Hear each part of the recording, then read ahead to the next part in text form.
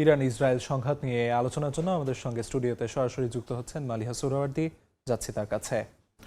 মালিহা, যেমনটি আমরা সকাল থেকে দেখছিলাম, এই যে ইরান ইসরায়েল সংঘাত, এতে কিন্তু নতুন মোড় নিল এই যে আয়াতুল্লাহ আলী খামেনির মৃত্যুর ব্যাপারটি ইরানি গণমাধ্যম কর্তৃক নিশ্চিত হওয়ার মধ্য দিয়ে। যদিও এ ব্যাপারে যেমনটি আমরা প্রতিবেদনেও দেখছিলাম, আমরা বলছিলাম, সকাল থেকে বলছিলাম, তো সব কিছু নিয়ে সব মিলিয়ে আসলে সবশেষ পরিস্থিতি কি আসলে আমাদের জানাবেন। শনিবার ভোরে ইসরায়েল আর যুক্তরাষ্ট্র একযোগে ইরানে হামলা চালায়। সেই সময় ওই একই দিনে কিন্তু খামেনির কার্যালয়ের বাইরে তারা 7টি ক্ষেপণাস্ত্র একে একে নিক্ষেপ করে। আর সেই সময় খামেনি কার্যালয়ে কর্মরত অবস্থায় ছিলেন বলে জানিয়েছে ইরানি গণমাধ্যম ফার্স। আসলে সেই সময় তিনি নিহত হয়েছেন কিনা সেটা এখনও নিশ্চিত না হলেও বিভিন্ন গণমাধ্যম আসলে তাই বলছে যে হয়তো সেই সময় তিনি তার পরিবার সহ সেখানে নিহত হয়েছেন। আর সেই ঘটনায় এখন ইরান জুড়ে কিন্তু শোকের ছায়া নেমে এসেছে।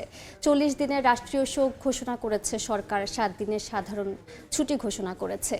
আর আমরা দেখতে পেলাম যে বিভিন্ন গণমাধ্যম সে খবরটি সংবাদ উপস্থাপকরা পড়তে গিয়ে আসলে কেঁদে ফেলেছেন।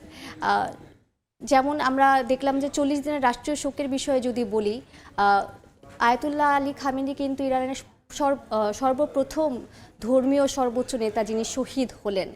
এর আগে এরকম কোনো ঘটনা ইরানে আসলে ঘটেনি, তবে অনেক বড় বড় নেতাই ইরানে এর আগে হত্যাকাণ্ডের শিকার হয়েছে। তো খামেনি হচ্ছে নতুন আরেকটা সংযোজন। এই জায়গায় আপনার কাছে আমি একটু জানতে চাইবো, এই যে আয়াতুল্লাহ আলী খামেনির ওপর যে হামলা, এর পরবর্তীতে আসলে পরবর্তী ধাপগুলো আসলে কি হতে পারে, অর্থাৎ তার স্থলাভিষিক্ত কে হবেন, সেই জায়গাটি ইরান আসলে কোন নেতৃত্ব মেনে নেবে, সেই জায়গাটিতে আসলে কি আসলে এই বিষয়ে একটা 3 সদস্যের কমিটি গঠন করা হবে, যার মধ্যে প্রেসিডেন্ট থাকবে, প্রধান বিচারপতি থাকবে এবং আরেকজন সদস্য থাকবেন। 3 জন মিলে আসলে সিদ্ধান্ত নেবে পরবর্তী শাসন ব্যবস্থায় কে আসবেন। আর একটু যদি বলি, শুধু খামেনি হত্যার আগে কিন্তু বিভিন্ন গণমাধ্যমে আমরা যেটা দেখতে পেলাম যে ইসরায়েলে হামলায় একটি নারী শিক্ষার্থীদের স্কুল কিন্তু ক্ষতিগ্রস্ত হয়েছে, যেখানে প্রায় 70 থেকে 80 জন নারী শিক্ষার্থী নিহত হয়েছেন। এর মধ্যে আরও নিহতর সংখ্যা বাড়বে, কারণ হতাহত অনেক।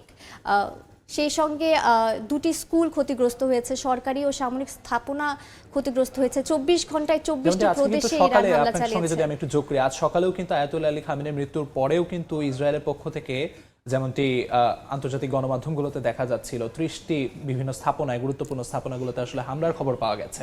এবং পাল্টা প্রতিক্রিয়া হিসেবে ইরান আসলে কি পদক্ষেপ নিতে যাচ্ছে? ইরানের আইআরজিসি কিন্তু এর মধ্যে ইতিহাসের সবচেয়ে বিধ্বংসীকারী হামলার ঘোষণা দিয়েছে ইরানের মার্কিন সামরিক ঘাঁটিগুলোতে। আলিফ, ইরানের যে নিরাপত্তার মূল শক্তি আইআরজিসি, সেটাও কিন্তু এই খামেনির হাত ধরেই গড়ে ওঠে।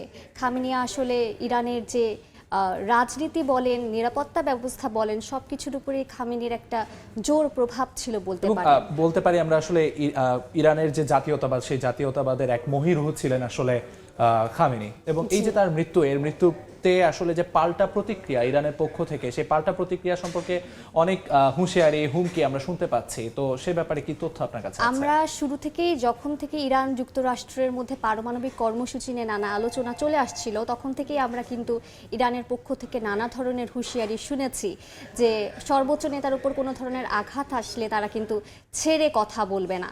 এবার হয়তো আইআরজিসি এর মধ্যে ঘোষণাও দিয়ে দিয়েছে, তারা হামলার প্রস্তুতি নিয়ে নিয়েছে। ইতিহাসের সবচেয়ে প্রলয়ঙ্কারী সামরিক অভিযান চালানোর ঘোষণা দিয়েছে তারা।